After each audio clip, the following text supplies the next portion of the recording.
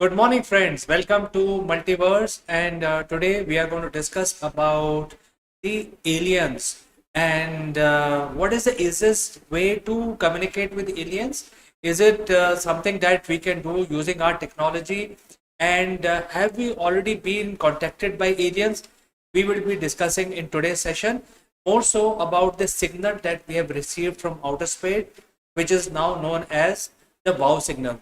So I'll be back with more details after a very small break. Don't go anywhere. So, friends, we already know that the quest for searching for alien is very, very important. When I say alien, it is the extraterrestrial uh, beings who are found not on Earth but from outside the Earth. Basically, the aliens who do not exist on Earth. And we believe that the universe is so vast and it is filled with so many Earth-like planets. There could be chance that the other life forms would have evolved and would have attained the level of intelligence like humans that we have attained on Earth.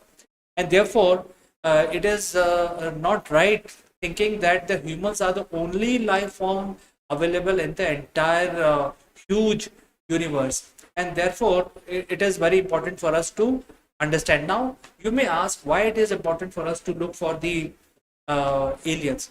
So first of all, we have to know exactly what is going on around us, and it's a quest. It is a quest where we would like to also understand our surroundings. Maybe the extraterrestrials have friendly nature. Maybe they will come and do their exploration, come to Earth and find out more about our culture, art, and our society. Maybe they are hostile. Maybe they are not interested in any of these conditions. We need to know if there are extraterrestrial beings anywhere else other than Earth, whether close by or far off. So that is why it is a quest to understand. I think we realized this way back in 55 and 60s, and a new department was formed called SETI. SETI is search for extraterrestrial intelligence. Now, when I say intelligence, it is basically means that we are looking for technologically advanced being who are maybe more advanced or at least as advanced as humans, so that we know exactly what they're capable of. Because now we presume we have enough evidence that there is life everywhere, even though we have not found any evidence so far, but there will be life, there would be conditions suitable for life to evolve. And that therefore the scientists now believe that the universe may be teeming with bacteria and viruses and small life forms, but the quest is to basically search for intelligence, and that is why SETI was formed. And the easiest way to identify if there are aliens is basically catch their communication signals. Because similar to what humans do, we have mobile phones, we have different kinds of communication devices, and we are able to communicate far between humans from far flung areas, even from space, even from moon. We can communicate. So the easiest method of uh, identifying the alien technology is by looking at their radio signals, because that is the easiest form. And you know that looking at far off objects is not easy. We need very specialized telescope. And then traveling is even more complicated. Traveling between one planet to other is it's not easy. And therefore the easiest method is to look at the radio signals which are emanating. For example, if human society is sending their TV broadcast and radio signals that we talk on day-to-day basis out in the space, because while we are getting radio signal and TV, it is actually also spreading into the space. So in future, if intelligent alien civilization catches our signal, catch our broadcast, then they will know exactly this is where the radio signal from Earth is emanating, and that means it is a sign of an intelligent human civilization. Similarly, we should be able to also get that signal, if they are intelligent, because they must be using it for communication. And then why radio signals? I mean, that is a big question. The radio signals are the natural frequencies which are generated by the objects that exist in nature.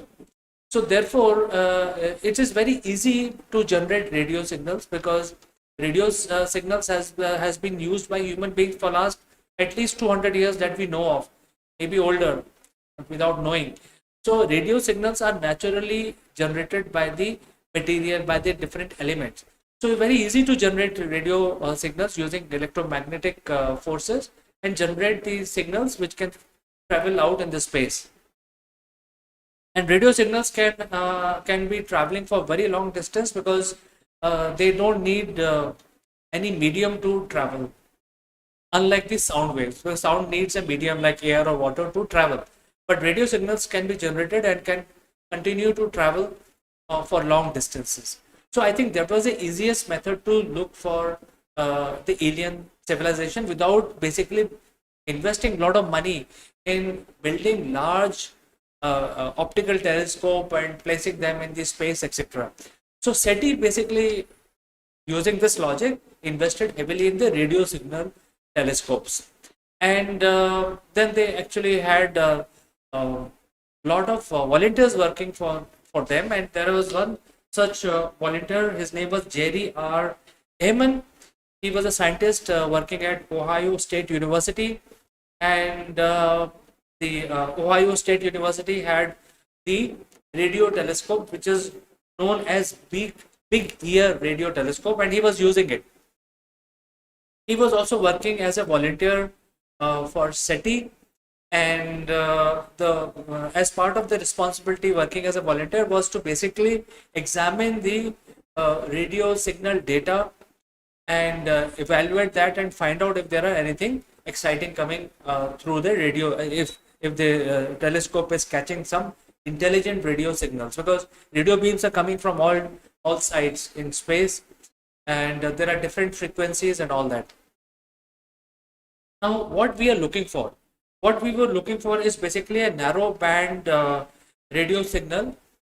Because narrow band, why narrow band? Because to generate narrow band, you need to apply some energy, and to get that energy, you have to have some sort of intelligence built around it, so that you know exactly at this frequency we will be able to send out the signals. Now, the other thing is that Jerry R. Heyman then identified one such signal on August 15, 1977, while he was going through the data. And he found that in the radio signal space, this signal was dubbed as 6EQUJ5. And when he found this signal, this looks like a complex signal, and because everything else was in zeros and ones. So when he was examining this data, he found that this is something unique, and definitely it does not look like a simple natural radio signal, which is emanated by large celestial objects like black hole, or large stars, or neutron stars. So while examining, he wrote this wow next to on the paper when he found this signal, and that is why this signal has been dubbed as wow signal, because this is for the first time was in a narrow band, and it seems to have originated from the constellation of Sagittarius. And definitely after 40 years of research, we have found that this signal has definitely come from artificial sources, not from the natural occurring phenomena like neutron star or black hole mergers, etc. So definitely there is some sort of anxiety and intrigue around this signal, and that is why this is called wow signal. And the signal lasted for 72 seconds, and it was in the narrow band. That means there has to be some intelligence creating this wow signal. And definitely it has, scientists have eliminated all sources, earth-based sources, or even other naturally occurring sources, and eliminated all of them, and they have confirmed that this is definitely from some extraterrestrial civilization. However, this signal was never repeated. This has not been repeated. Even though scientists have also checked their instruments very thoroughly to check any glitches or any any wrong signal they would have received, but they have found none. And this is also in the range of 1420 megahertz. Why 1420 megahertz? Now I will explain that to you. Basically, as I said, that the radio signals are generated by natural elements, and if you apply certain energy to these radio waves, you can actually control them, you can fine tune them, and you can use it for your own purpose. We already know that the radio signals are playing a major role in our society in development of human race. We have internet, we have television, we have radio, and we have walkie-talkie, we have mobile phones, we have sonars. So everywhere these natural occurring frequencies are enhanced using extra energy like electricity or magnetism, and then used to generate the enhanced frequency in certain range for a meaningful communication among humans. So scientists believe that if we have to look for extraterrestrial radio signals, we should be looking at 1420 megahertz. Why 1420 megahertz? Because this is something which is generated by a natural hydrogen. So the assumption is that if there are extraterrestrial beings, intelligent beings somewhere in the galaxy, somewhere in the universe, they would be able to generate these frequencies using hydrogen, which is the easiest thing to do. Hydrogen gas generate 1420 megahertz, and it is easiest thing to do to generate these radio waves for long distance communication. So if there are extraterrestrial who are traveling across the universe, building their space stations in different solar systems, etc., they would need to communicate back with their home planet, and therefore the easiest way to generate radio signal is using the hydrogen natural frequency. And that is why, if there are, and these frequencies can travel very long distance, and now scientists can also measure if there are blue shift or red shift in these frequencies. So blue shift basically means that the source of these radio signals is moving towards Earth, and red shift would mean that it would be moving away from the Earth. So based on that, we can find out the exact location from where the signal has originated. So this is something which is the background of the wow signal which we have received in 1977.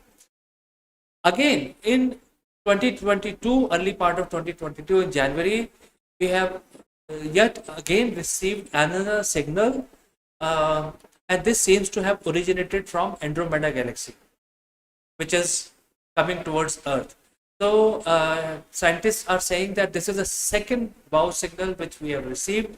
A lot of research is going on, and all the parameters that scientists have laid down in order to search for extraterrestrial radio signals is being met by this new signal that we have received. And again, this signal is not repeated. So the technology is also advancing. Our instruments are also becoming more sensitive.